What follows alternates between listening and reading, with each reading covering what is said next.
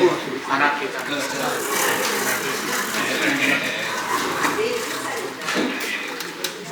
여기 사인 좀 해주세요. 빨리 여기.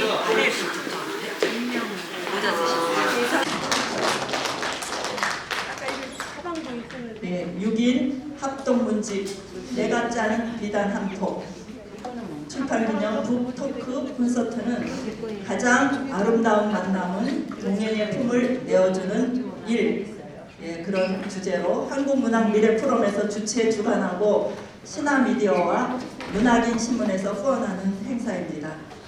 제가 부탁받은 거가 한 가지 있는데 가능한 한 짧은 시간 안에 끝내달라는 집행부 요청이었습니다.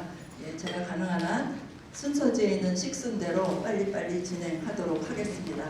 혹여 장시간 이걸 진행하다 보면 제가 실수라도 하면 선생님들께서 큰 박수로 격려해 주시면 제가 힘을 얻고 실수를 하더라도 잘 진행하도록 하겠습니다. 먼저 첫 순서로 김유조 소설가께서 개사를 하시겠습니다. 김유조 소설가를 단상으로 모시겠습니다.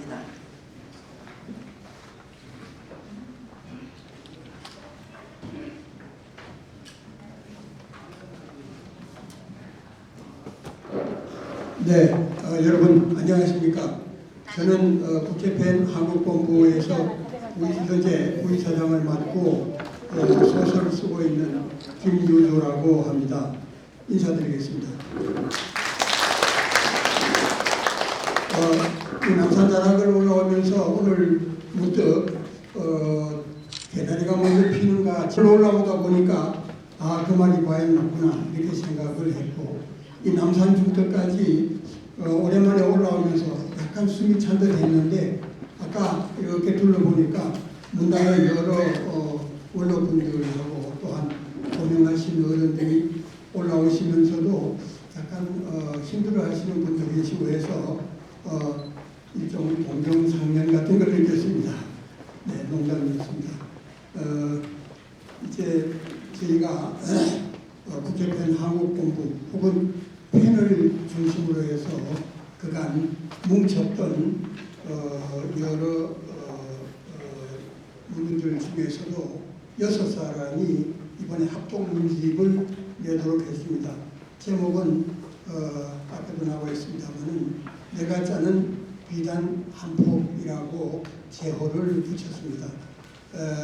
이 제호의 출판 기념과 또한 북토크 콘서트를 격려하고 성원해 주시기 위해서 바쁘신 중에도 이렇게 만나해 주신 여러 문단의 원로 또한 문우 여러분들 정말 감사합니다. 그러면 지금부터 6인 합동문집 내가 짜는 비단 한 폭 출판 기념 북토크 콘서트를 계획하겠습니다. 감사합니다.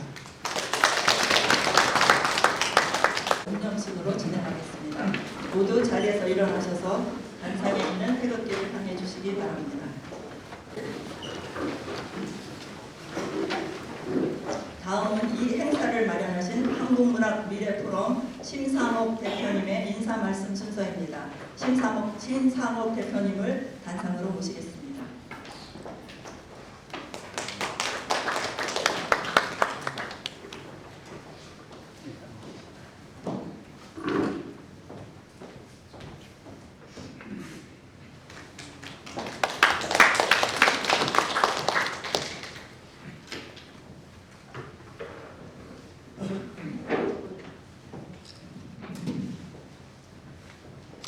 여러분 반갑습니다. 저는 사단법인 국제팬 한국본부 부이사장 심상옥 시인입니다. 오늘 이 뜻깊은 행사에서 존경하는 고모님, 원랑회원님, 자문위원님, 이사님, 그리고 회원님 만나 뵙게 돼서 정말 반갑습니다.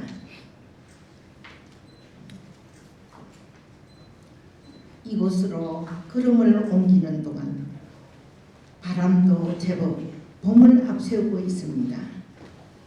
늘어선 나무 가지마다 꾸밈없이 자랑스럽게 하늘을 향하는 모습도 상큼한 오늘을 맨 기쁜 날이 분명해 보였습니다. 오늘도 노티나무 휘어진 가지 사이로 맑게 보이는 하늘을 우르며 꿈을 담고 있습니다. 오늘도 노티나무 휘어진 가지 사이에 맑게 보이는 하늘을 우르며 꿈을 담고 있습니다. 우리는 나무 앞에 미약한 존재지만 무한한 상상력을 주며 많은 얘기를 낳습니다. 우리들에게 말없이 힘을 주며 미래를 기약하는 나무처럼 동의의 의지를 작품 속에 녹아낸 우리 6인 합동문집은 문화를 사랑하는 마음으로 그동안 지면에 발표했던 것과 새로 창작한 작품을 묻고 얼굴을 내밀었습니다.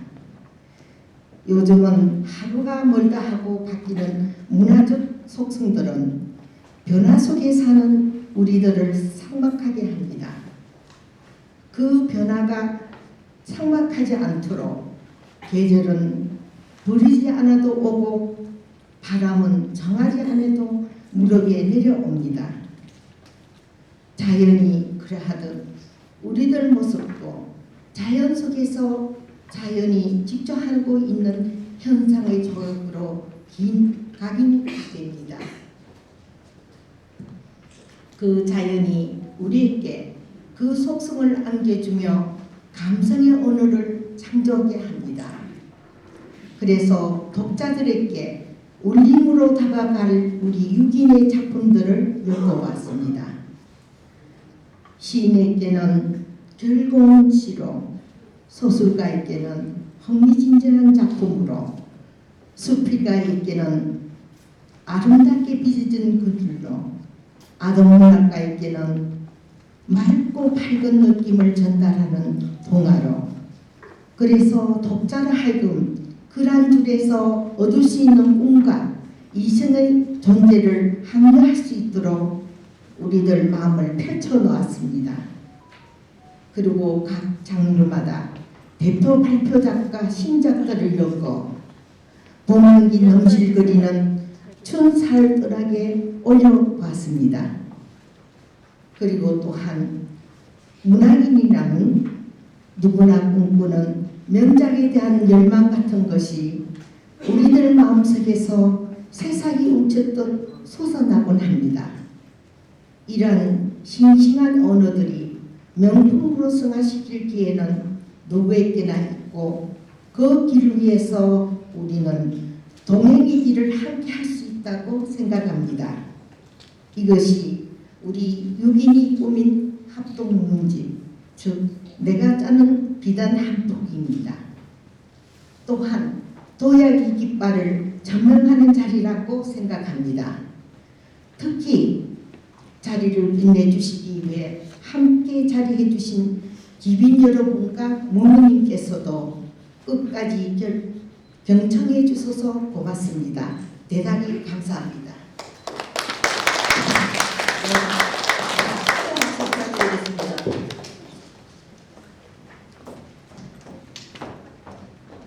네, 오늘의 주인공 6분, 지금 단상에서 내려오시는 심상옥 대표님 그대로 서주시고요.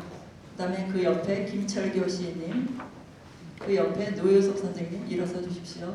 그 옆에 김유조 소설가님, 최균희 아동문학가님, 김의배 스필가님, 한 분 한 분 개별적으로 소개드려야 되지만 한꺼번에 이 선생님들에 대한 양력은 이 프로그램과 책에 자세히 설명되어 있습니다.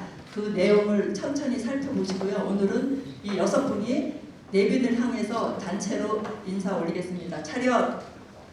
인사! 네, 반갑습니다. 자리에 앉아주십시오. 여기 한번 봐주세요. 사진만 찍겠습니다. 여기 한번 봐주세요. 사진만 찍겠습니다.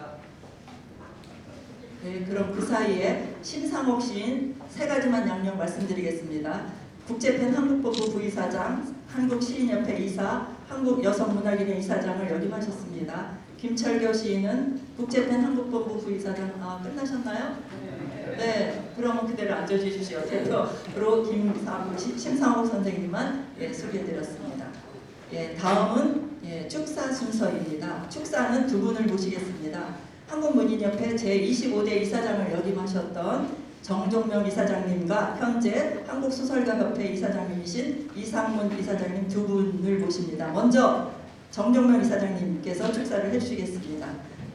단상으로 모시겠습니다. 축사하시기 전에 큰 박수 부탁합니다.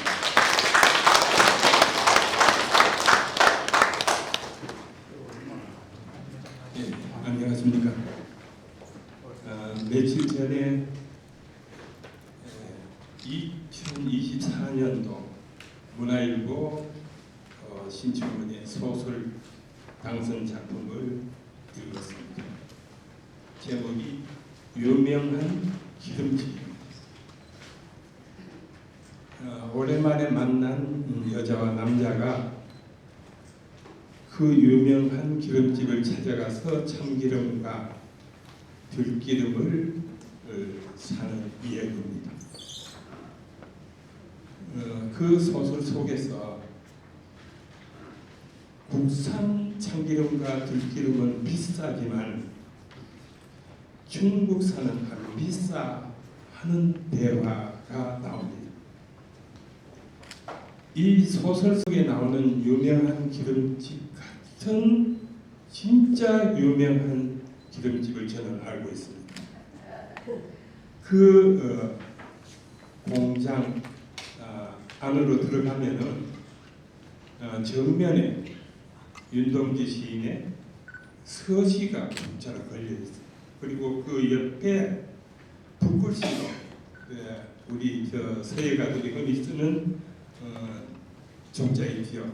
큰 글씨로 좀 어려워요. 부왕 무게 흔히 쓰지 않는 사자성어인데 내용이 비슷해요.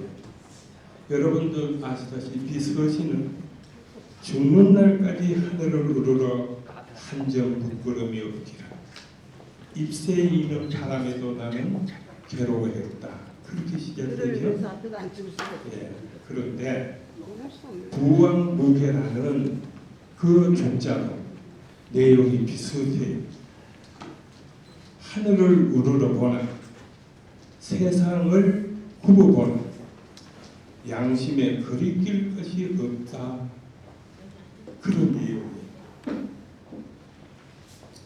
혹시 아시는지는 아실 거예요. 대부분 우리 가짜가 우리가 살아가는 이 세상에서 가짜가 가장 많은 데가 꿀이에요. 꿀 가짜가 무진장 많습니다. 대부분이 가짜라고 생각할 정도입니다.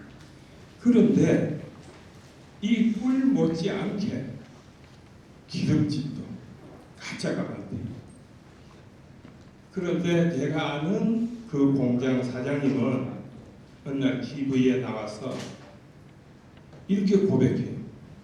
제가 오늘 있기까지 우리 공장 기둥을 세워준 두 동력이 있습니다. 그러면서 조금 전에 소개해드렸던 윤동주 시인의 서시, 그리고 그 부왕무계라는 족자를 가리키면서 저것들이 저 두 개가 우리 공장의 기둥입니다. 그랬어요. 내력이 있습니다.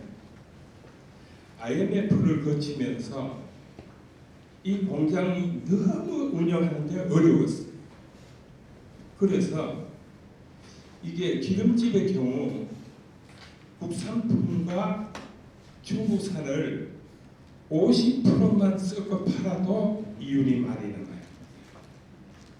이게 그리고 반반씩 섞어 팔아도 전문가가 이렇게 그걸 분석을 하고도 이게 가짜인지 진짜인지 구분이 잘 안 될 정도예요. 그래서 이게 경영이 어려우니까 이 사장님이 섞어 팔까? 중국산, 국산품을 섞어서 팔까 말까? 그렇게 유혹을 느낀 게 한두 번이 아니었대요. 그런데 그때마다 그 공장 벽에 걸려있는 종지, 윤동주 시인의 서시, 그리고 부왕무제라는 그걸 쳐다보면서 내가 양심을 뺄 수 없지. 죽는 날까지 하늘을 우러러 한 점 부끄러움이 없이 살아야지. 결심하고 중국산을 절대 썩지 않았어. 그리고 오랜 고전 끝에 지금은 어떻게 돼 있느냐? 아침부터 저녁까지 줄을 서지 않으면은 차례가 안 닿아. 그 정도로 이 앞에 소개해드린 소설 속에서도 줄을 서야 차례를 맞아요. 이 집도 그러니까 줄을 서지 않으면 제 차례 안 올 정도로 유명해졌습니다. 가짜와 진짜가 구분하기 어렵지만은 그러나 가짜는 가짜고 진짜는 진짜입니다. 우리 그거 다 알고 있으면서도 가짜 앞에서 늘 잡을 안습합니다. 조그만 유혹에도 넘어가기 쉽습니다. 그러나 순수 국산품을 고집하는 그런 장인 정신도 우리 속에는 있습니다. 오늘 이 자리에서 이런 성대한 자리를 마련하신 6분 바라건대 감히 제가 바라건대 가짜가 되지 마십시오. 진짜가 되어야 합니다. 진짜는 내가 진짜라고 해서 되는 게 아닙니다. 진짜는 여러분들 속으로 뛰어들어서 내 진심을 전달할 수 있어야 그 전달 비결은 간단합니다. 겸손하십시오. 그리고 정직하십시오. 또 하나는 처음부터 끝까지 봉사하겠다는 마음 자세로 초심을 잃지 마시기 바랍니다. 그러면은 여러분 앞에 이 비단길이 펼쳐질 겁니다. 그리고 많은 사람들이 도와드릴 겁니다. 감사합니다.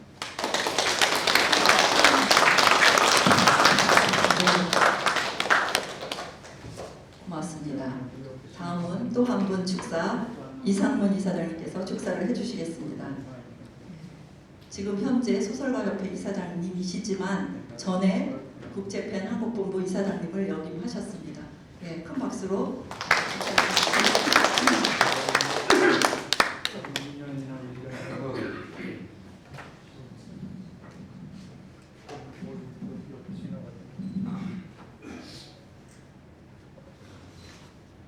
오늘 출판 기념회죠. 콘서트입니다. 제가 손에 들고 있는 책이 그 대상인 것 같습니다. 그렇죠?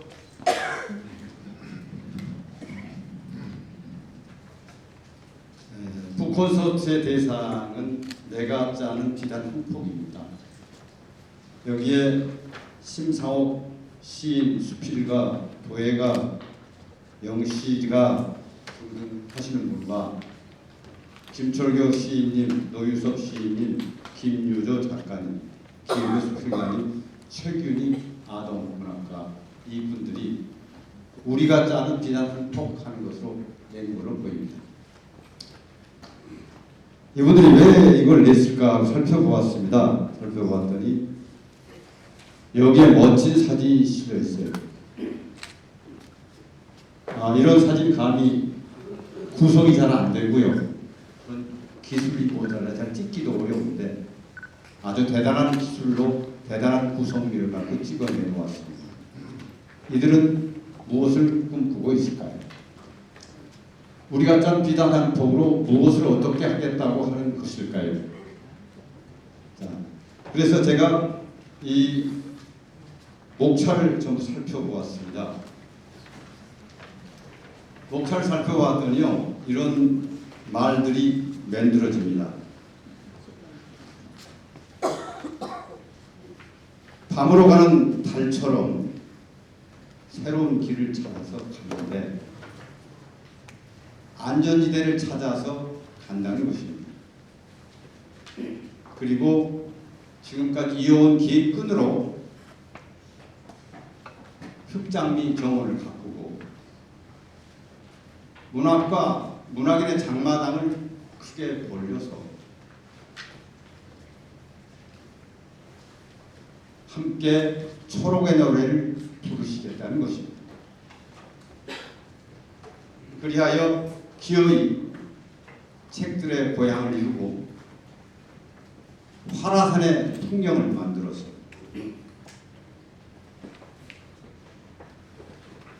백두산의 일출을 보듯이 두물머리 해돋이를 맞이하듯이 그리고 마침내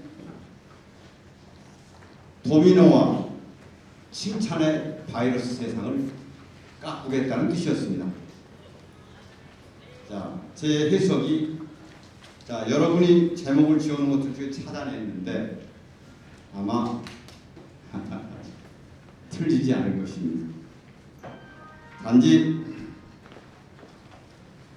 지나치게 건장하게 나온 이 사진이 좀 문제입니다. 제가 이분이 앞에서 왔다 갔다 하길래 이렇게 건장한 분이었는가 했더니 사실은 가냘픈 분이었어요. 왜 이렇게 건장하게 찍었는 이 사진이 좀 문제이긴 하지만 이 사진으로 인해서 큰 신뢰감을 가질 수가 있을 것이고 또 목차에 내놓은 여러 이론들 중에서 제가 쭉 읽었듯이 기어이 칭찬의 바이러스 도미노를 만들어내리라 믿어보시지 않습니다. 자, 여러분 우리 믿고 우리 정정용 이사장님께서는 당부를 하셨는데 저는 신뢰를 얘기합니다. 믿고 같이 가십시다. 여러분 애쓰십시오. 고맙습니다.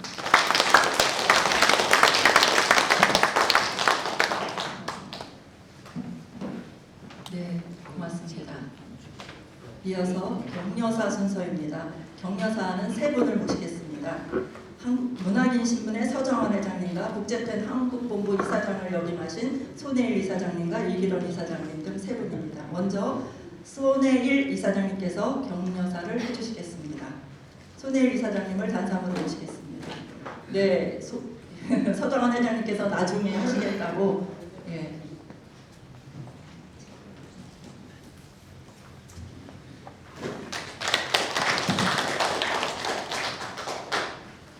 여러분 반갑습니다. 오늘 그 인터넷 유머를 봤더니 한 달짜리 애가 나와서 세상 물정을 보니까 멍하고 있습니다. 걔가 속으로 보입니다. 나는 지금 아무 생각이 없다. 왜냐? 아무 생각이 없기 때문이다. 이게 이단 논법으로 그랬습니다. 오늘 이 자리에 6분이 모여서 비단을 한 폭씩 짰습니다. 그 비단은 한 폭, 그 비단으로서는 천으로서는 가치가 있는데 그 아름다운 시 그 비단을 가지고 한국 팬을 위해서, 한국 인단을 위해서, 대한민국 전체를 위해서 아주 훌륭한 옷을 짜시기 바랍니다. 저도 이거 해봤습니다. 해봤는데 우리 그 사자성어에 이런 게 있습니다.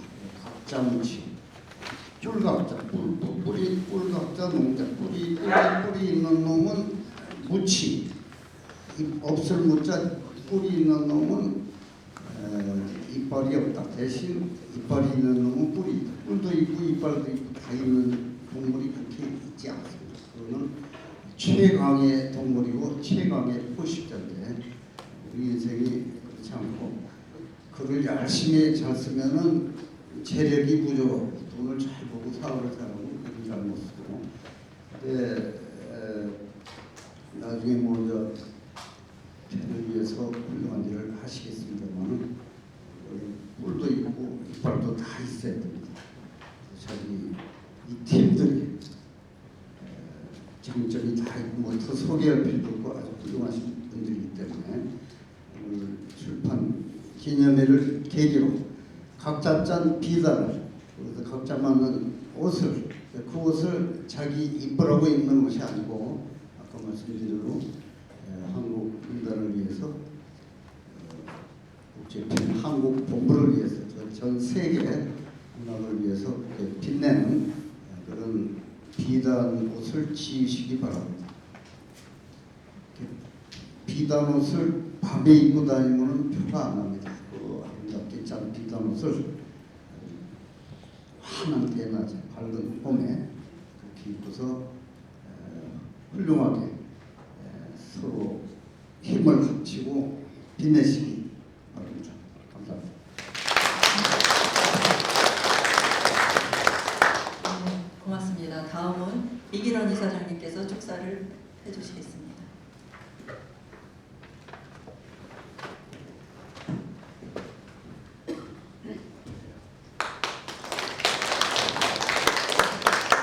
오랜만에 뵙습니다. 오늘 이 6분이 내는 문집을 보니까 37대 국제팬 한국본부 이사장단이 구성되는 것 같습니다. 솔직해야 됩니다. 우리 국제팬 한국본부가 그다음 국내외에서 상당한 그 지위를 확보하고 있었습니다. 그런데 그 여성의 회장을 맡은 게 2번이 더 계셨습니다. 해방 후에 오윤숙 선생님께서 우리 신탁통치가 하지 않고 자주선거를 할 수 있는데 큰 역할을 하신 분이 그때 회장이었습니다.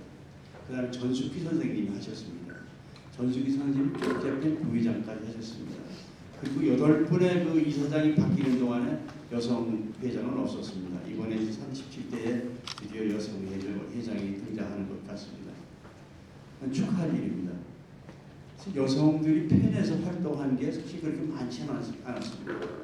국제팬 본부에서도 90년 동안에 여자 회장이 한 번도 없었다고 2000제가 19년에 국제팬 회장에 입후보 하려고 했더니 많은 사람들이 자꾸 얘기를 하더라고요. 90년 동안 여자 회장 한 번 없었으니 이번에 여자 한 번 시켜보시자.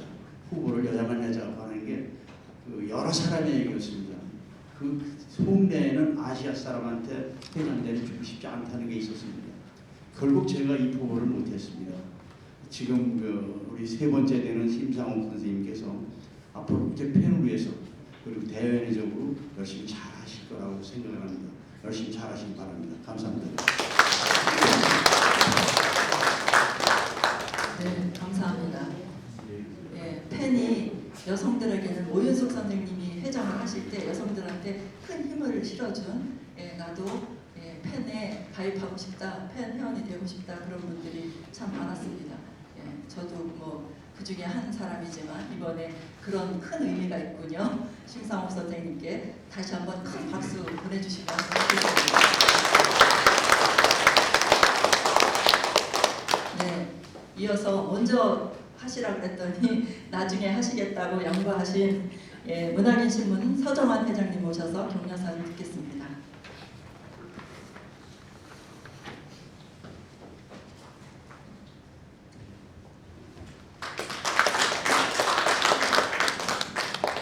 안녕하십니까. 반갑습니다. 저는 지금 이제 그 촌놈이 여기 와서 뭘 말씀을 드리려고 보니까 좀 떨리고 그러네요.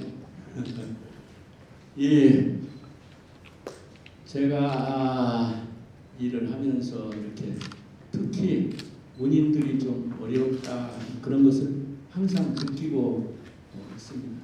그래서 저는 이런 얘기를 가끔 이제 어렸을 때 이런 생각을 좀 해봅니다.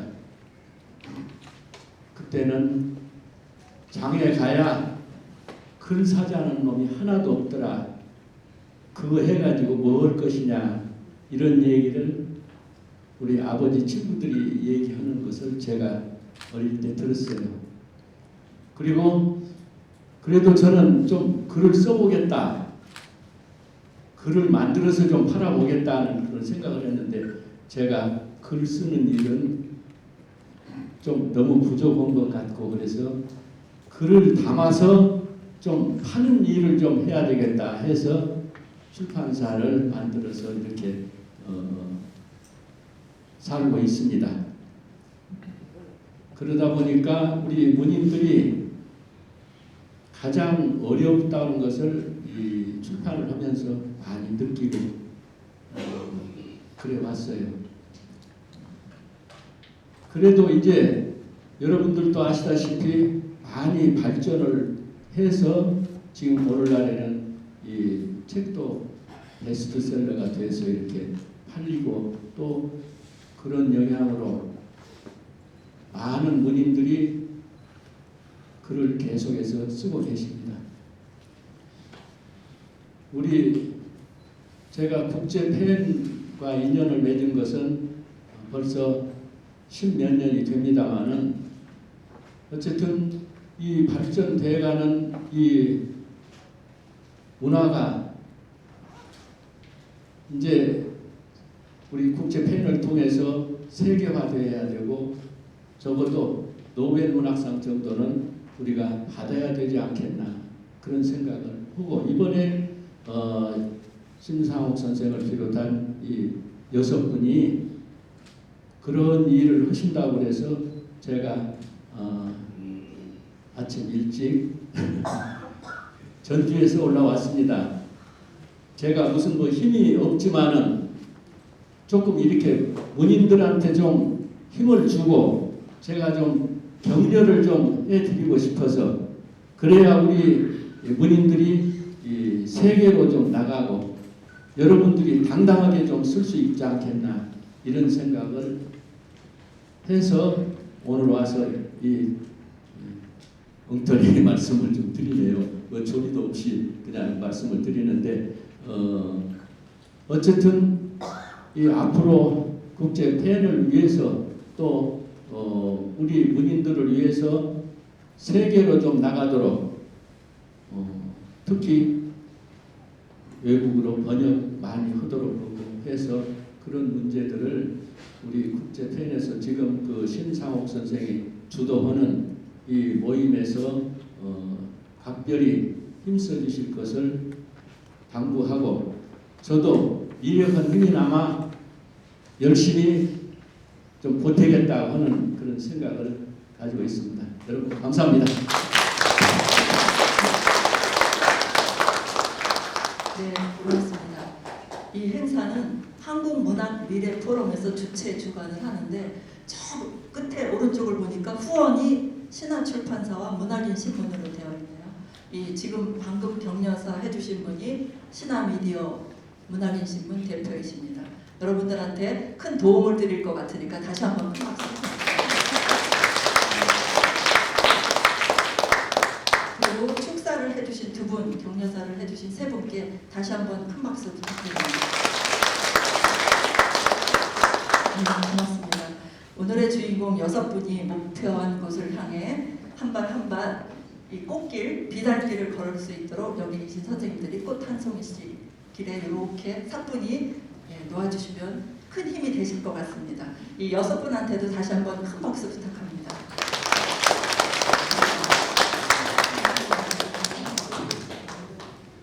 6인 문집 내가 짜는 비단 한 폭. 이 책자 들어오실 때 다 받으셨죠? 이 책자를 들어주셔도 좋고 귀만 열어두셔도 좋습니다. 이 6분의 작품을 여기 전문 낭송가 4분께서 낭송과 낭독을 하는 순서입니다.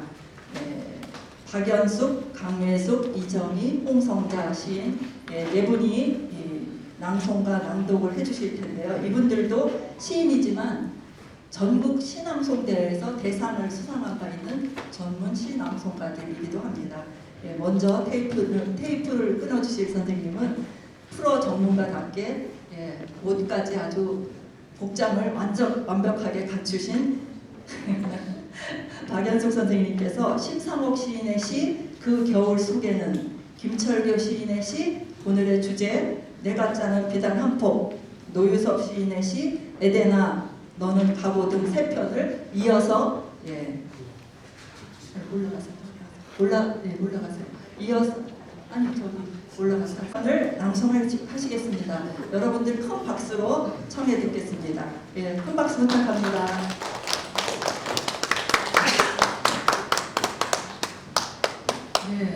이렇게 화려한 옷에 신경 쓰느라 외우라고 시를 잊어버리시면 안 됩니다. 긴장 푸시고 다 외웠던 것도 거기 올라가면 잊어버리기 쉬운데 긴장 푸십시오. 부탁합니다. 다시 한번 큰 박수로 청해주십시오. 그 겨울 속에 흰 산 겨울이면 생각난다. 감추려는 몸짓 만큼 험한 비밀이 사라진 시대. 소나무 잣나무 헐벗은 새안도 속에도 허물벗은 나의 새로움이 비상을 꿈꾼다. 나무도 때가 되면 이파리를 떨구며 새로움을 위해 나무로 서 있다. 겨울이면 또 생각난다. 타오른 촛불은 절망을 껴안고 새롭게 탄생할 그날을 기다린다.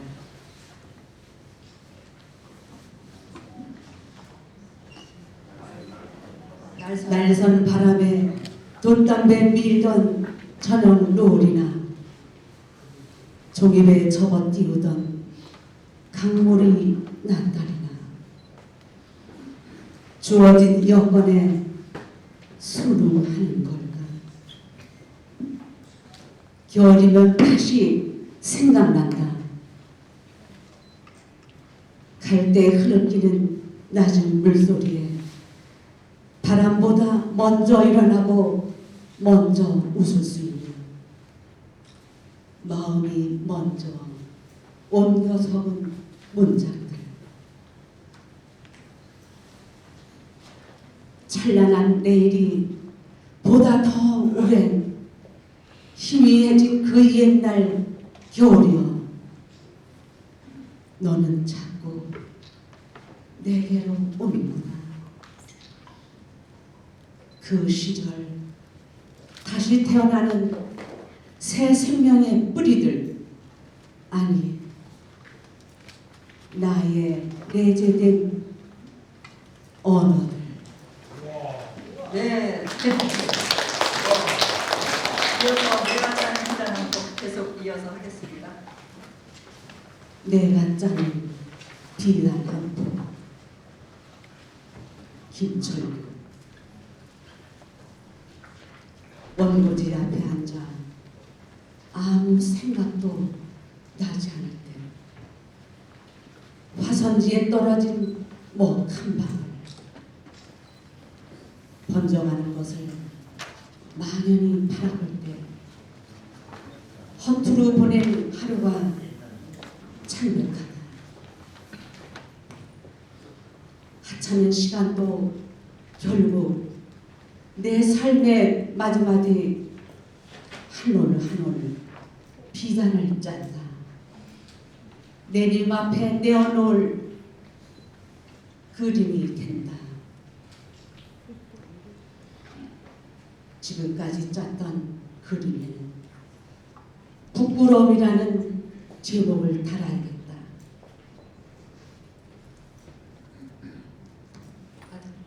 아등바등 화폭을 채우려 하지 말자. 여백의 미도 충분한 동양화를 그려야지. 와우. 네. 네, 이어서 마지막 에데나 너는 가고도 계속 낭송해 주시겠습니다. 에데나 너는 가고. 노유사. 에데나 너는 가고 나는 태양길에서 끝도 없이 헤매고 있다. 내 곱던 두 볼에 흐르던 미소, 아롱진 눈물방울도 이제는 모두 다 낙엽처럼 있는. 나는 첩첩산 중 한 점 깡한 바람으로 남아 뼛속 깊은 추위로 사무치게 떨고 있느니. 에데나 너는 이 세상 끝 어느 벼랑에 한떨기 파랑꽃으로 숨어 있느냐. 에데나, 너는 이 세상에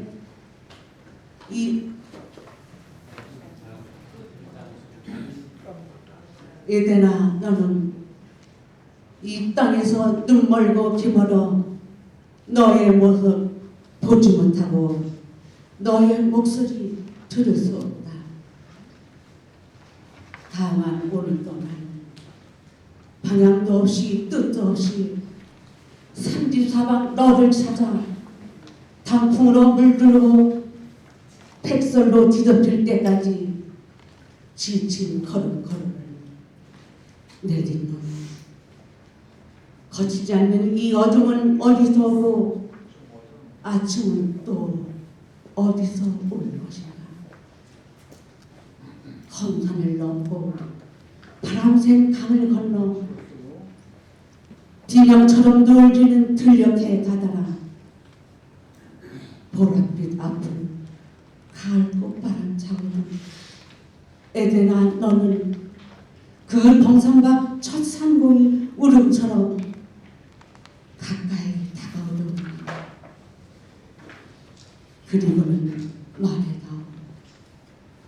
한탄과 저주의 뒤 달같은 그리움으로 타버려 채가 된 내 빈 가슴의 젊음을 첫눈 내리는 하늘 끝에서 달려오던 너의 꿈을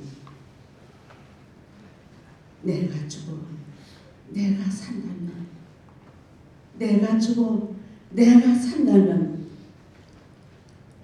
아편꽃 같은 핏속 울음 같은 달콤함으로 내 가슴에 송이송이 피어나라. 에데나, 너는 네.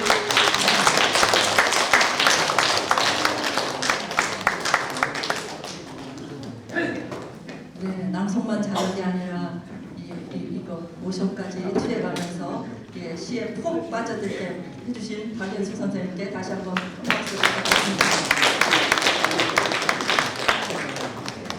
다음은 강혜숙 시인이 나오셔서 김유조 소설가의 꽁트, 어떤 주래기 일부를 이번에는 낭송이 아니라 낭독하겠습니다. 큰 박수로 청해 듣겠습니다.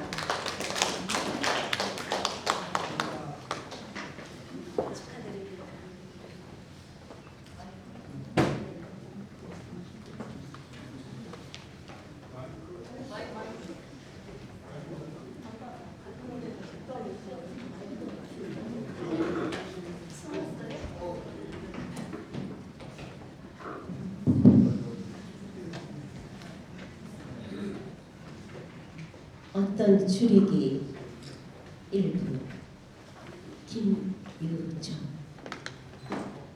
하지만 마지못한 자리이다 보니 봉사 임원이 나온다는 데에도 불구하고 나는 시작 시간에 임박하여서 가까스로 도착하였다. 입구에서 신랑은 여봐라는 듯이 나를 맞았고 미리 와 있던 임원은 못마땅하게 나를 쳐다보았다. 내가 예식장에 들어오는 것을 기다렸다는 듯이 식은 금방 시작되었다. 비어있던 연단의 주례석을 보니 머리가 훌렁 벗겨진 풍채 주무는 노신사가 앉아있었다. 어쨌거나 능력 있는 신랑이라 어디에서 좋은 주례를 잡아다 놓은 모양이었다. 신랑이야 원래 씩씩하였고 신부도 예뻤다. 그리고 주례사도 파내박은 것이긴 해도 하여간 괜찮은 편이었다. 본부 임원은 시기 중간쯤 진행되었을 때 내게 끝까지 있으라는 부탁을 하고는 자리를 떴다. 나는 어쩔 수 없이 끝까지 있어야 할 처지가 되어버리고 말았다. 어쨌든 식은 무사히 끝났다. 여기서 무사히란 그때까지는 무사하였다는 말이다.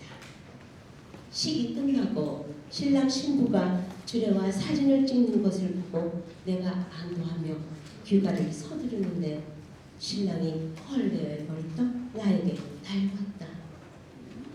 왜 주례를 하지 않으셨나요? 이 사람아, 내가 언제 제가 본사 임원이 나오시도록까지 조치를 해서 원장님이 꼭 주례를 서주시도록 애를 썼고 그래서 원장님이 이렇게 나오셨잖아요. 세상에 그걸 미리 구체적으로 말했어야지. 그리고 아까 주례가 있었지 않은가? 그분은 누군가? 이 예식장에 단골 주례 상무라나 그렇답니다. 누가 부탁을 했을 것 아닌가? 저는 처가에서 부탁한 괜찮은 분인 줄 알았고 처가에서는 당연히 제가 모신 줄 알았답니다. 그런데 이런 경사의 주례 상무가 뭡니까 세상에? 세상이라는 표현은 이 경우 누구의 것이 더 올바른 것인지 나는 판단이 되지 않았다. 하여간 나는 그의 손에 이끌려 연단으로 다시 가서 섰다. 내 가슴에는 꽃이 꽂혔고 신랑과 신부의 뒤에 서서 사진을 우선 박았다. 이제 여기서부터 신랑의 능력이 참으로 돋보이는 순간이었다. 신랑은 예식장에 나가 강한 어필을 하였다. 누가 이런 부탁을 하지도 않았는데 주례를 바꾸었냐는 것이었다. 예식장에서도 처음에는 강하게 나갔으나 결국 그의 논리와 주장을 이길 수는 없었다. 다음 주말에 나는 이곳 연단에 서서 녹화를 위하여 주례사를 새로 하기로 했고 신랑과 신부는 신혼여행을 갔다 와서 예복과 면사포를 다시 입고 그 앞에 서기로 했다. 신랑 신부의 부모님도 다시 등장해야 되었으며 예식장은 주말을 황금 같은 시간대에 1시간 소내를 감수해야 되게 되었다. 예복과 면사포를 다시 빌리는 값도 당연히 예식장의 몫이었다는 후문이었다. 네, 수고하셨습니다. 어떤 주례기 일부 뒤편이었습니다. 앞부분 궁금하신 분은 이 책 155쪽에 있으니까 읽어보시면 좋겠습니다. 수고하셨습니다. 다음은 이정희 시인이 나오셔서 김의배 수필가의 수필 독도의 해돋이 일부를 낭독하겠습니다. 큰 박수로 청해 듣겠습니다.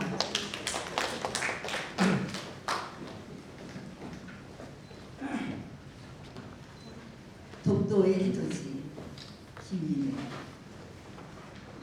독도에서 해돋이를 본다는 것은 큰 행운이다.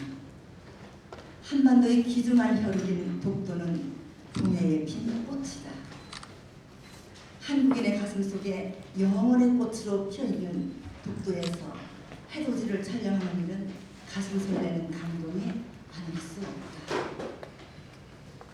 2009년 5월 8일 새벽 2시 한국사진작가협회 남북교류 불가이던 17명을 태운 배는 깜깜한 저동강을 미끄러 빠져나가 동남쪽으로 싱싱 달렸다.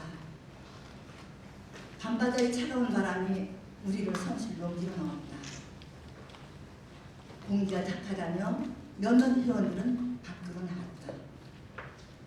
나는 왼쪽 아래 침상에 누웠다. 잠시 눈을 붙여놓은가 했는데 사이렌 소리와 함께 회원들이 우당탕탕 뛰쳐나갔다. 나도 반사적으로 카메라와 삼각대를 들고 갑판으로 올라갔다. 먼 봄이 트며 멀리 독도가 시야에 들어왔다. 춤추는 파도 위에 여명의 독도가 우리를 반겼다. 독도야, 너를 촬영하기 위해 그제밤부터 서울에서 왔단다. 멋진 오메가를 두 손 사이로 보여주렴 라고 말하면서 촬영 준비를 했다. 동력 하늘이 벌겋게 물들기 시작했다. 회원들은 좋은 위치에서 촬영하기 위해 야간이다.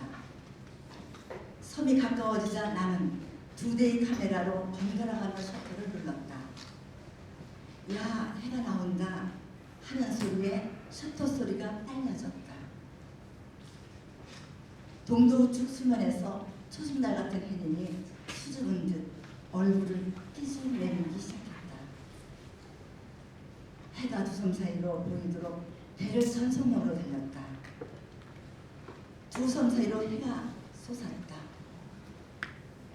평생 처음 보는 광경이다. 동해를 벌겋게 물들이며 솟아오르는 해는 황홀과 감동 그 자체였다.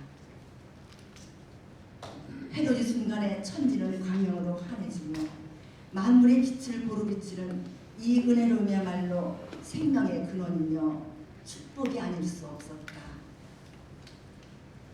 나는 해돋이의 아름다움과 황홀함에 몸을 떨었다. 이토록 장엄한 자연의 신비에 잠겨본 일은 처음이었다. 한동안 숨을 멈추고 해돋이 장관에 정신이 팔려 셔터를 눌렀다. 독도 해돋이 촬영은 나의 수건이었는데 천호신주로 오늘 그 소원을 이루었다. 이는 축복이었다. 동도의 선착장에 배를 대고 독도에 첫 발을 내딛는 순간 감개무량했다. 네, 수고하셨습니다. 일요일의 수필가의 수필도 이 책 172쪽에 실려 있습니다. 나머지 뒷부분은 대개하셔서 읽어보시면 좋겠습니다. 이어서 홍성자 시인이 최균희 아동문학가의 동화 아기 창세의 기도를 낭독하겠습니다. 큰 박수로 청해 듣겠습니다.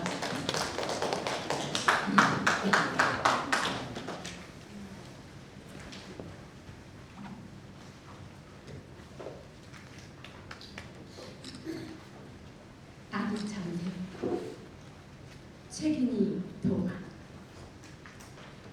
뱅돌아 산 있는 구름골에서 내 별명인 똑똑새를 모르는 사람은 거의 없었어요. 내 작은 가슴이 항상 팔딱거리는 것은 무슨 얘긴가를 계속 하고 싶은 때문이어요. 하지만 아무도 내 얘기를 기꺼이 들어주려고 하지 않더군요. 아마도 내 몸뚱이 어디인가 미운 털이 하나 콕 박혀있든지 아니면 이 야무진 입이 좀 안 입고 왔나 봐요. 어쨌든 괜히 남을 싫어하는 모임 속에 끼는 이보다 난 차라리 외톨이가 되기로 했어요. 남풍 할아버지와 헤어진 후 나는 널따란 마을 안길을 지나 꼭 한 채 눈에 띄는 초가집으로 다가갔어요. 날이 어둑어둑해졌으니 나도 잠자리를 정해야 했기 때문이지요. 그러나 처마 밑으로 들어가려던 나는 우뚝 멈춰서고 말았어요. 객간이나 창고이겠지 생각했던 곳에서 웬 신음소리가 들려나오지 않겠어요? 대대신 암탉이 헛기침까지 섞어가며 자세히 알려주었어요. 영주가 엄마와 이곳 사랑채에 와서 안치사님을 도우며 살게 된 정말 가슴 아프고 눈물 나는 이야기였어요. 요즘 영주 엄마가 가을철 일이 힘들어서인지 며칠 알아놓고 계신데요. 예, 창세야, 내 말 듣고 있니? 그런데 오늘 아침에 특효약을 알아냈단다. 네, 그게 뭔데요? 내가 도와줄 수 있는 일이라면. 하하하하, 놀라지 마라. 그게 바로 상세복이라더라. 나는 그만 허공으로 뻘떡 뛰어올랐다가 내려앉았어요. 걷잡을 수 없이 가슴이 마구 뛰었어요. 정말 꿈 같은 얘기였으나 농담이겠지 생각하며 다음 얘기를 기다렸지요. 그래, 참새고기 한 점이 새고기 10점보다 낫다더구나. 그렇게 맛있니? 내 고기가? 참새고기를 쫙쫙 찢어 쌀죽을 쏘 먹으면 몸살이나 입맛 없는 데는 최고라더라. 능글맞게 조롱하는 암탉에게 금방 치밀해도 뱉고 싶었으나 꾹 참았어요. 난 마음을 가다듬고 되물었지요. 그 얘길 영주란 아이도 들었나요? 물론이지. 오늘 밤엔 틀림없이 새 집을 온통 뒤집어 놓을 거다. 그래서 이제껏 살고 있던 참새들도 조금 전에 우르르 몰려나갔지. 영준의 지붕도 곧 기와를 올린다니까 차라리 잘 됐다고 말이다. 너도 죽고 싶지 않으면 어서 도망쳐. 아마 안개골 쪽일 거다. 그러나 나는 싫다고 도리지를 했어요. 이 미친놈 알아서 해라. 난 지금 그 벼락이 4개로 떨어질까봐 은근히 한근심하던 참인데 잘 됐지 뭐냐. 야하. 암탉은 하품을 하며 졸음이 오는 모양 한쪽으로 고개를 꼬아버렸어요. 나는 너무 슬퍼졌어요. 얼마나 힘들어 찾아온 곳인데요. 이제야 어디로 떠나겠어요. 이럴 줄 알았으면 진작 남풍 할아버지나 따라갈 것인데 그만 펑펑 울고 싶었어요. 그러나 웬일일까요? 난 온몸에 힘이 빠지며 한 번도 보지 않은 영주가 불쌍해졌어요. 이 춥고 어두운 밤에 실망하고 주저앉을 어린 영주가 가엾어요. 나는 날개에 힘을 주었어요. 화다닥 푸르륵 날았어요. 날아가 버린 참새들의 깃털이 푸근했어요. 잠이 스르르 몰려왔어요. 나는 오래오래 꿈을 꿀터여요. 영주가 크게 자라서 훌륭한 사람이 되었을 때 눈을 뜨고 싶답니다. 그런데 이상한 일이에요. 동화처럼 재미난 꿈속에서 한참 신이 나 있는데 어렴풋이 들려오는 정다운 목소리들이 있지 않겠어요? 자식도 좀 일찍 일어나지 않고 어쨌든 넌 억세게 운이 좋은 녀석이야. 어제 저녁 영주가 신문 배달에서 받아온 돈으로 엄마 약을 사왔다는데 넌 알고나 있니? 어젯밤도 영주는 엄마 곁에서 가느하느라 한잠 못 잤을 거야. 영주는 어리지만 퍽 기특한 아이거든. 나는 아무 말도 할 수 없었고 조용히 그 자리를 빠져나왔어요. 내 가슴이 이토록 설레는 것은 내가 살아있다는 기쁨보다는 그렇게 믿음직스럽고 착한 소년과 한 집에서 함께 지낼 수 있다는 커다란 희망 때문이에요. 난 이제 외롭지 않을 것 같아요. 네, 행복한 아기 참새 수고해 주신 4분 박연숙, 강매숙, 이정희, 홍성자 4분 시인께 다시 한번 큰 박수 부탁드립니다. 이제 오늘의 주인공 6분의 문학 세계로 여행을 떠나보겠습니다. 먼저 심상옥 시인, 단상으로 모셔서 심상옥 시인의 시세계로 떠나보도록 하겠습니다. 단상을 테이블이 필요하시죠?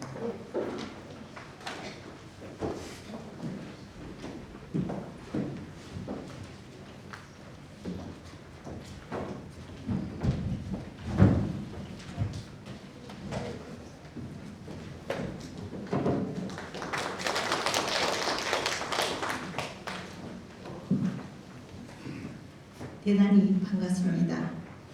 저는 시인 심상옥입니다. 저는 시를 볼 때마다 시인은 보는 사람, 즉 발견하는 사람이라고 생각해 봅니다. 19세기에 프랑스의 시인 맹로는 시인을 견자라고 했습니다. 그리고 노르웨이 화가 뭉크는 인도네시아 크라카다우 섬에 전억로를 보고 절규를 그렸고, 그리고 프랑스의 소설가 알퐁스토테는 닝구롱 산의 절경을 보고 아름다운 별을 썼다고 합니다. 그래서 저희 시 세계는 그림을 불어일으키는 사물들 속에서 그 사라지는 것들에 대한 연민과 사랑으로부터 시가 흐르고 있습니다. 그러기에 지상을 깊이 성찰하는 상상적 도르기도 합니다. 그리고 또한 사라진 것들을 다시 불러와 나로부터 빠져나간 피조물들이 사람과 사람 사이에서 공유되어 나만의 판타지가 만들어진다고 생각합니다. 또 저에게는 자연과 흙과 교감입니다. 그래서 늘 접하고 있는 자연에서 눈과 귀를 통하여 새로운 사물을 보고 듣고 만지는 것이 나의 시가 되는 쾌감을 쓰고 싶습니다. 이상입니다. 대단히 감사합니다. 네, 짧게 알토란 같은 말씀 해주셨습니다. 이어서 김철교 시인을 모시겠습니다.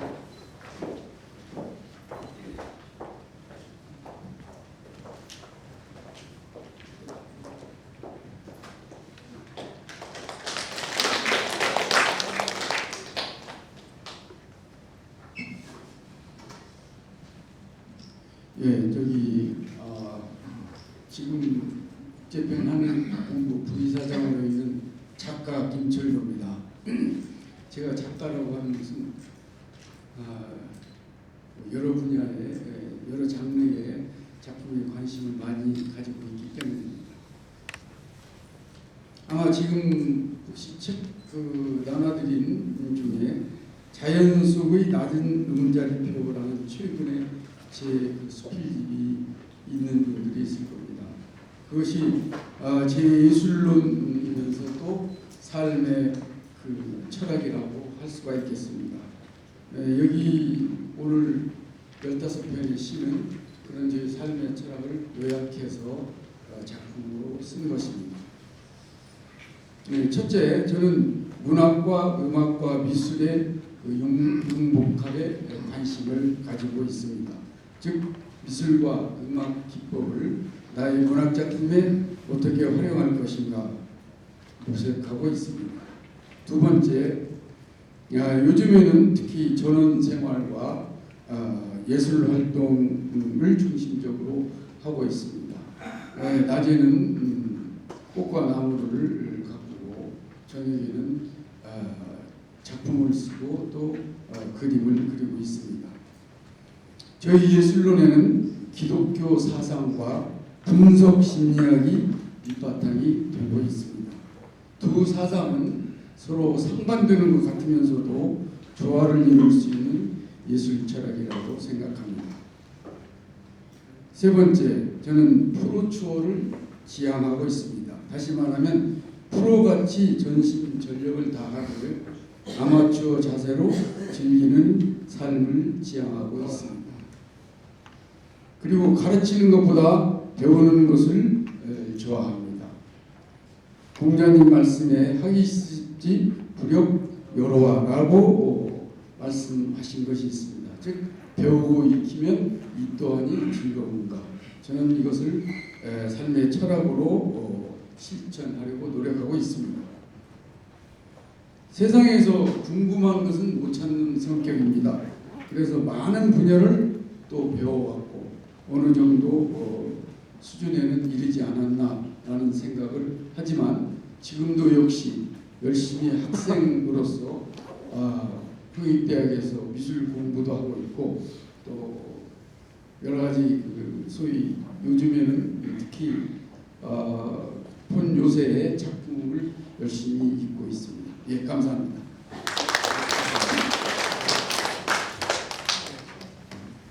네, 수고하셨습니다. 이어서 노유섭 시인 모시겠습니다. 아마 이 6분이 저한테 짧게 간단하게 빨리 끝내라 그러시더니 본인들도 짧게 간단하게 이렇게 끝내기로 약속을 하신 것 같습니다.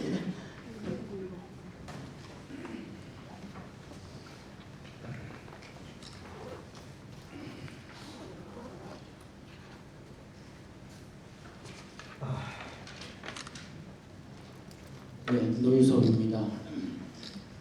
제가 지향하는 시세계는 서정에 바탕한 공동체상 그리고 현대성을 추구한다. 이렇게 최근에 모 문예지에서 밝힌 바가 있습니다. 서정을 바탕으로 하되 자연과 인간 그리고 인간과 인간이 더불어 사는 둥근 세상을 꿈꾼다고 하겠습니다. 그리고 현대에 사는 시인으로서 과거의 시풍에서 나아가 끊임없이 현대성을 추구해야 한다는 의미라고 하겠습니다. 이를 이제 서정성, 시대성 그리고 현대성의 관점에서 간략하게 말씀드리자면, 첫째 서정성이라는 것은 제가 시를 쓰게 된 대부분의 사람들도 아마 그럴 겁니다만 시를 쓰게 된 동기라 할 수 있겠습니다. 그래서 감동과 서정을 동경하면서 궁극적인 사랑, 그리움, 이상향과 삶의 애환 이런 것을 그리고 또 지친 이에게 위로를 줄 수 있는 그러한 서정시라는 것은 지금까지 제가 쓰는 시의 주류를 형성하고 있다, 이렇게 말씀드릴 수 있겠습니다. 두 번째, 시대성이라는 관점에서 봤을 때 저는 오래전에 이제 제 고향이 광주입니다만 그 고향 광주에서 그곳 출신 시인들과 녹색시 동인을 1990년대 초부터 했습니다. 그래서 1999년에는 생태 환경 시집을 발간한 데에서도 알 수 있듯이 현실 참여적인 공동체 의식 그리고 생명 의식, 이것을 추구하는 시의 경향이 또 한 축을 이루고 있다, 이렇게 하겠습니다. 이는 시대의 아픔 그리고 시대성, 이것을 반영한 시라 할 것입니다. 요즘 저는 이제 특히 문학에 있어서 나라를 사랑해야 되겠다, 그런 것을 깊이 인식을 하고 있습니다. 지금도 요즘 이제 선거철입니다만은 참으로 이러한 관점에서 봤을 때 이 시기도 참 엄중한 시기가 아닌가, 이런 생각을 하고 있습니다. 셋째, 지금까지 저를 따라다녔던 시쓰기의 또 다른 하나의 과제는 현대라는 말이 갖는 현대성입니다. 현대에 살면서 과거와 똑같은 어떤 틀에 박힌 어떤 서정시, 수직적이고 감정이입의 객관적 상관문이라는 그와 같은 시만을 써서는 안 된다 하는 것을 저는 생각하고 있습니다. 그러면서 이제 쓰고 있다고 봐야 되겠죠.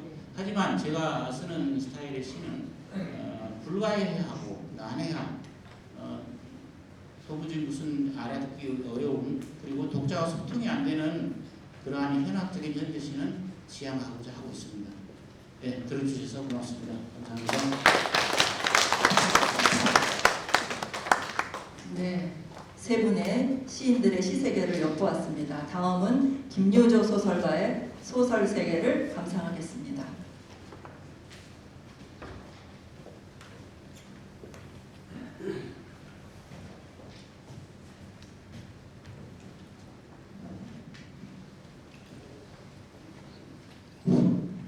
네, 김기자입니다. 아까도 잠시 말씀드렸지만 올라오면서 개나리와 진달래가 저를 격려하고 덤을 이루는 것 같았습니다. 무슨 말씀인고 하니 대가들 앞에서 나의 문학 세계, 소설 세계를 말씀드리고자 하는 순서가 짜여져 있어가지고 상당히 걱정스럽게 이 남산 이 자락을 올라왔는데 이 개나리와 진달래가 괜찮아, 뭐 가서 그냥 이름대로 얘기하면 돼. 그리고 제일 시원찮은 강의를 할 때는 미리 강의록을 써가지고 가서 그냥 읽어버리면 그게 제일 편해 라고 하던 그 옛날 생각을 개나리와 진달래가 저에게 일깨워주는 것 같았습니다. 그래서 준비해온 것을 좀 읽으면서 이 시간을 메꾸려고 하는데 앞에 분들이 너무 짧게 이렇게 하셔가지고 저는 또 이거 쓰다 보니까 좀 길어졌는데 걱정이 태산입니다. 장르가 소설이다 보니까 좀 길어도 되겠지 하는 그런 강견도 함께 합니다. 그저 부드럽게 웃으면서 들어주시기 바랍니다. 앞에 좀 제가 많이 자르겠습니다. 자르고 제가 소설로 등단할 때에는 마치 팩션이라고 하는 신조어가 미국 문학사를 중심으로 뜨던 시절이었습니다.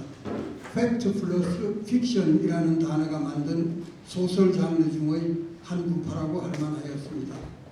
돌이켜보면 학창 때부터 이른바 문청을 꿈꾸어서 내친 김에 외국 문학을 전공하여 이제 문학의 길에 들어선 것 같았는데 실제로 보니 강단에서 학생들을 가르치기 바쁜 와중에도 해마다 교수로서의 연구 논문 한 편씩을 외국 문학에 대해서 또 의무적으로 써내야만 되었고 또 작품 번역도 거절할 수 없는 상황이 많았으며 특히 어줍지 않게 학사 행정을 끊임없이 맡아오다 보니 꿈꾸던 문학작품 창작의 세계는 먼 이야기가 되고 말았습니다. 그런데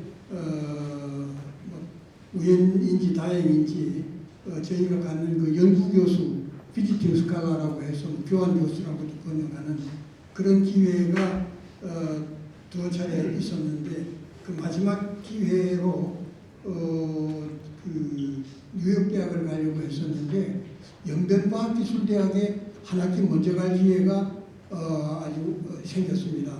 그래서 연변에 가서 거기에서 우리 아이러니하게도 조선족 작가들을 만나면서 우리 문학에 대한 옛 생각과 개안을 다시 하게 되었습니다.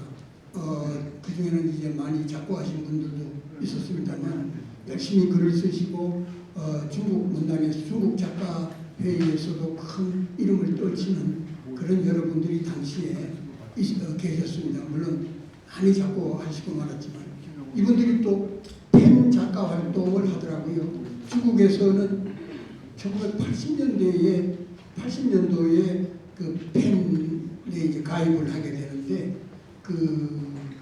그런 펜 활동을 퐁두라고 해서 한자로 하면 붕독입니다. 그 친구라고 하는 그 붕에 그 독서하는 것도 그죠.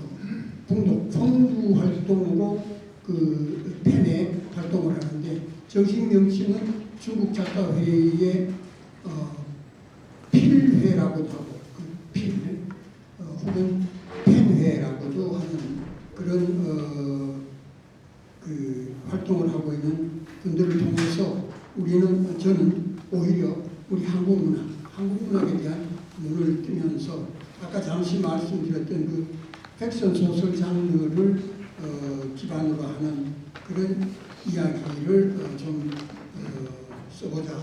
그래서 이제 소설을 좀 많이 썼습니다. 요즘은 이 팩션이라는 게 크게 유행하지 않고 한국은 갔습니다. 왜냐하면 아시다시피 팩트니 픽션이니 하는 것을 굉장히 모호하고 그리고 모든 것이 또 작가가 자기 고백적 요소가 있는데 굳이 팩션, 팩트다 이렇게 강조한다는 것도 좀 어줍지 않은 일이 아닌가 이런 생각이 됩니다만 아무튼 그러한 식으로 팩션 소설을 또 시작을 해서 그 이후에는 거기에서부터 탈피를 해서 다른 유형으로 소설을 좀 썼습니다만은 아직도 많이 부족한 것 같습니다. 장편 소설로는 옴니버스 스타일로 빈포 사람들이라고 하는 것을 써서 이 남해의 어촌 출신들이 서울이라고 하는 메트로폴리탄 에리아에 들어와서 삶을 갖는 애환과 꿈도 그려보았는데 재미있다는 반응은 많이 받았습니다만은 아무튼 그러한 장편 소설에도 관심을 좀 가지고 왔고 요즘은 시대의 추이에 따라서 짧은 소설, 스마트 소설이니 폰 스토리니 하는 데 관심을 갖고 노력을 하고 있습니다만 웹소설 같은 것은 아무래도 저의 한계를 넘어서고 있는 듯 합니다. 앞으로는 기후 환경적인 주제를 다뤄볼 욕심도 있습니다만 긴 소설을 다룰 여력이 있는지 모르겠어서 그쪽의 주제를 짧은 시로 다루어 보면서 시집을 3번째 내고 있으나 모두 신통치는 않습니다. 시간의 제한도 있고 해서 제 작품 세계에 대한 말씀은 여기에서 줄이고 절차 탐구하는 제게 계속 지도 편달과 성원을 보내주시기 소망합니다. 오늘 이 시간 바쁘신 중에도 왕이 맞아주신 귀하신 분들께 다시 한번 무한 감사의 말씀을 전하는 바입니다. 고맙습니다. 네, 고맙습니다. 다음은 김의배 수필가의 수필세계를 감상하겠습니다.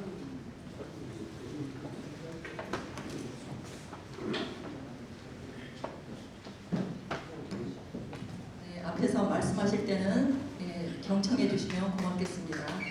큰 박수로 감사합니다.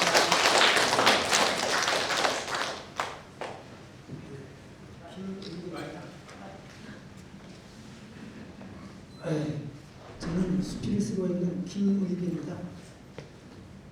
수필에 관해서 특별히 드릴 말씀은 없고 제가 오래전부터 사진 활동을 했습니다. 지금 횟수로 한 45년 정도 되는 것 같은데요. 그래서 수필을 사진과 접목해서 포토 에세이라는 그런 책을 한 4권 냈습니다. 또 그동안에 수필만 쓰다 보니까 시에 관해서 좀 알고 싶었습니다. 그래서 한 3년 전에 시인 마경덕 선생님을 찾아가서 시 공부를 했습니다. 그래가지고 지난 가을에 미래 시합을 통해서 시인으로도 등단을 했습니다.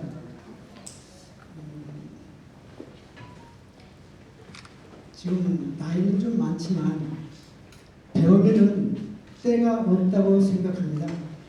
그래서 건강이 허락하는 한 앞으로 계속 배우려고 합니다.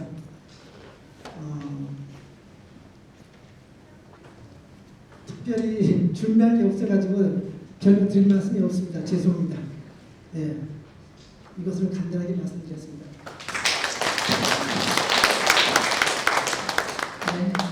예, 고맙습니다. 마지막으로 최균희 아동문학가의 작품 세계를 감상하시겠습니다.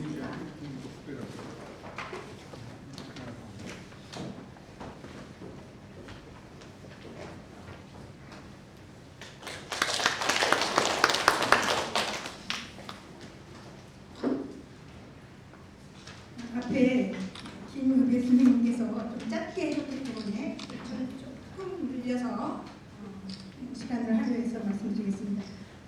제 앞에서 동화를 구현해 주신 분 참 잘하셨죠?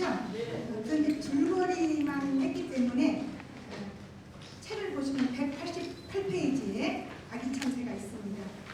나의 살던 고향 꽃피는 산골 지으신 이원수 선생님께서 저를 1975년도에 신춘문예에 당선시켜줬는데 그 작품입니다. 그러니까 다시 집에 가셔서 읽어보시면 여러 가지 묘사라든가 또 그 캐릭터의 그 특징이 잘 나타날 겁니다. 그래서 앞에 하신 분 줄거리만 했으니까 꼭 읽어보시라고 제가 부탁 말씀드리겠습니다. 저는 1971년도에 중앙문단에 등단을 해가지고 1975년도에 조선일보 신춘문예를 거쳐서 동화가 당선된 이후 50여 년 동안 동화를 꾸준히 써왔습니다. 그리고 교직 생활도 초등학교 교사부터 출발해서 중고등학교 국어교사를 거쳐서 교감 청와대 옆에 있는 청운중학교에서 5년, 그 다음에 교장은 강남에 있는 언남중학교 교장으로 5년간 봉직을 하고 퇴직 후에 추계예술대학교에서 아동문학론과 한국문학사를 지도하면서 제자들을 길러냈습니다. 저는 모든 문학 작품의 근본은 아동문학에서부터 시작된다고 생각합니다. 여기 다들 계시겠지만 어렸을 때 동화나 동시를 읽지 않은 분들이 커서 시인이 되거나 소설가가 된 사람은 없습니다. 그렇죠? 네. 현재 저는 주로 그 동화와 소설을 쓰고 있지만 오늘은 제가 동화 작품 속에 담고자 하는 주안점 4가지를 간단히 말씀드리겠습니다. 첫 번째는 순수한 동심 사랑입니다. 동화 속에는 순수하고 때묻지 않은 어린이들이 등장하기 때문에 어린이가 으뜸은 세상이 되어 욕심과 거짓 없는 아름다운 세상을 꿈꾸게 합니다. 동식물뿐 아니라 생명이 없는 무생물까지 의인화하여 인격을 부여하고 제각기 생각과 느낌을 말하게 함으로써 사람들이 자연과 어떻게 어울려 살아야 할지를 알게 하는 것입니다. 또 두 번째는 생명 존중의 바른 인성입니다. 어렸을 때부터 동화와 동시를 읽고 동요를 부르며 자란 사람은 절대로 사회생활을 하면서 비행을 저지르지 않는다고 저는 믿습니다. 이미 책을 통해서 옳고 그른 것을 판단하는 능력을 길렀기 때문입니다. 즉 아동문학이 어린이들의 인격 형성에 커다란 영향을 미친다는 의미이죠. 남을 배려하고 존중하며 내 주변의 작은 삶까지도 아끼고 보살피는 고운 마음을 기름으로써 생명의 고귀함을 깨닫게 하고 아름다운 사회 구현에 앞장서게 하는 것입니다. 세 번째는 작품 속의 주인공들이 겪고 있는 희노애락의 감정을 독자들에게 간접적으로 경험하게 하여서 진실한 삶의 가치를 깨닫게 하는 것입니다. 다른 사람의 다양한 삶과 사상 등을 접하면서 자신의 고정관념을 탈피하여 나를 성찰할 수 있게 하는 것입니다. 마지막으로 꿈과 희망을 향한 인내와 끈기입니다. 이 작품 속에는 주인공들이 대부분 어려운 환경을 슬기롭게 극복하고 당당하고 씩씩하게 살아가는 아이들입니다. 매사에 인내와 끈기로 자신의 꿈과 희망을 펼쳐나가기 위해서 지혜롭게 노력하는 모습을 통하여 재미와 감동을 주는 동화를 쓰고자 하는 것입니다. 평생을 교육과 문학 두 수레바퀴를 굴리며 살아온 저는 지금도 어린이와 눈높이를 같이 하면서 동화와 동시를 쓰고 있음에 긍지와 자부심을 가집니다. 감사합니다. 네, 6분의 문학 세계를 살짝만 엿보았기 때문에 궁금한 점들이 많겠지만